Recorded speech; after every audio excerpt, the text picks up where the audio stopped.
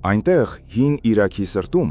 5000 տարվա պատմություն ունեցող մի տաճարի փլատակների տակ հնագետները հորատում էին երկիրը, ակնկալելով գտնել քար, կավ կամ ժայռային հիմք։ Փոխարենը նրանց գործիքները կտրեցին անցան մի բանի միջով, որը ոչ ոք չէր կանխատեսել՝ մաքուր ավազի կատարյալ խտացված շերտ, ուղիղ 1 մետր հաստությամբ, որը թաղված էր խորը, սրբազան հիմքի տակ։ Այն չպետք է լիներ այնտեղ։ Տաճարը պատկանում էր շումերներին, մարդկության պատմության առաջին քաղաքակրթություններից մեկին։ Նրանք քաղաքներ են կառուցել դեռ այն ժամանակ, երբ աշխարհի մեծ մասը դեռ չէր պատկերացնում, թե ինչ է գյուղատնտեսությունը։ Նրանք հնարեցին գիրը, քարտեզագրեցին աստղերը, ստեղծեցին օրենքներ եւ կանգնեցրին տաճարներ, որոնք իրենց հավատալիքով կապում էին երկինքն ու երկիրը։ Երբ ժամանակակից հետազոտողները սկսեցին ուսումնասիրել այս կառույցը, նրանց նպատակը պարզ էր՝ հասկանալ, թե ինչպես է այն նախագծվել։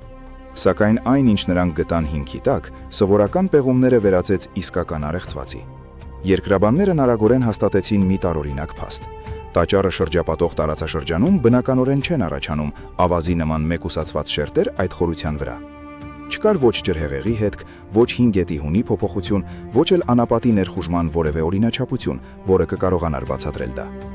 Ավազն այնտեղ տեղադրվել էր միտումնավոր։ Սա մի հետապնդող հարց է առաջացնում.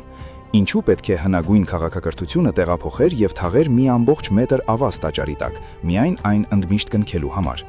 Մեր թվարկությունից առաջ 3000 թվականին ավազի նման ծավալ տեղափոխելը կպահանջեր հսկայական կազմակերպվածություն, աշխատուժ եւ հստակ նպատակ։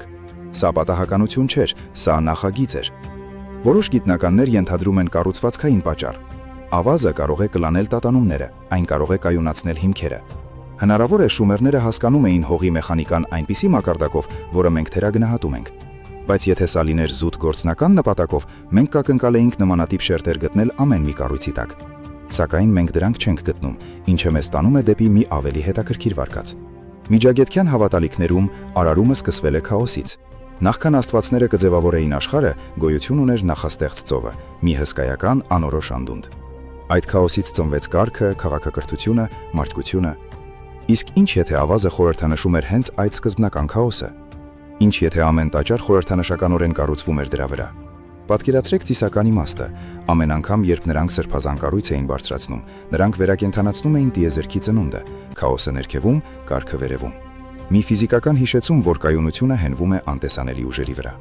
Եվ հանկարծ մի ավելի տարօրինակ բանի հայտ եկավ։ Ավազի նմանատիպ հիմքեր հայտնաբերվել են նաև տարածաշրջանի այլ հնագույն վայրերում, Եգիպտոսի որոշ մասերում, վաղ առևտրային ուրիներին կապված հեռավոր շրջաններում։ Հսկայական տարածություններով բաժանված քաղաքակրթություններ, որոնք այնուամենայնիվ կիսում էին նույն խորհրդանշական ճարտարապետական գաղափարները։ Սա զուտ պատահականություն էր, թե տեղի է ունեցել սրբազան գիտելիքների փոխանակում շատ ավելի վաղ, քան պատմաբաններն են ենթադրում։ Շումերները մեկուսացված չէին, նրանք առևտուր էին անում գետերի եւ անապատների միջով։ Նրանք տեղափոխում էին ապրանքներ, պատմություններ եւ հավատալիքներ։ Հնարավոր է, որ այն, ինչ տեսնում ենք այս տաճարի տակ, ոչ միայն ինժեներական արվեստ է, այլ հենց հողի մեջ դրոշմված գիտախոհություն։ Կա նաև մեկ այլ մեկնաբարություն, որն ավելի քիչ հանգստացնում է։ Որոշ հետազոտողներ ենթադրում են, որ ավազը նշում էր մի սահման, հոգևոր պատնեշ աշխարհների միջև։ Տաճարները միայն պաշտմունքի վայրեր չէին, դրանք դարպասներ էին, կետեր, որտեղ քրները պնդում էին, թե հաղորդակցվում են աստվածային էակների հետ։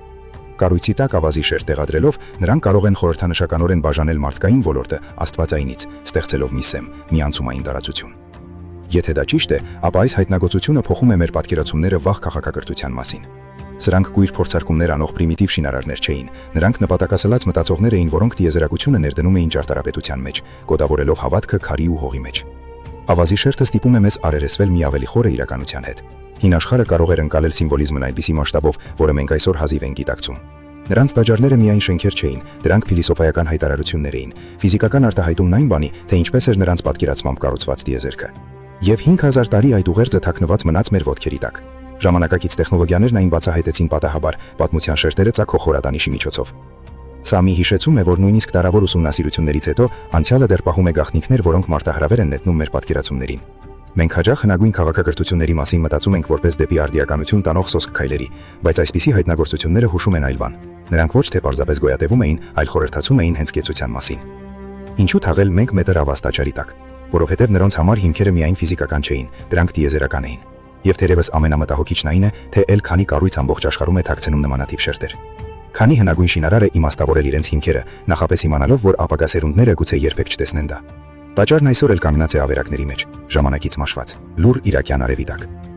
Սակայն դրա հիմքի տակ թաքնված է հավատքի, ինժեներական արվեստի եւ սիմվոլիզմի գիտակցված արարքը։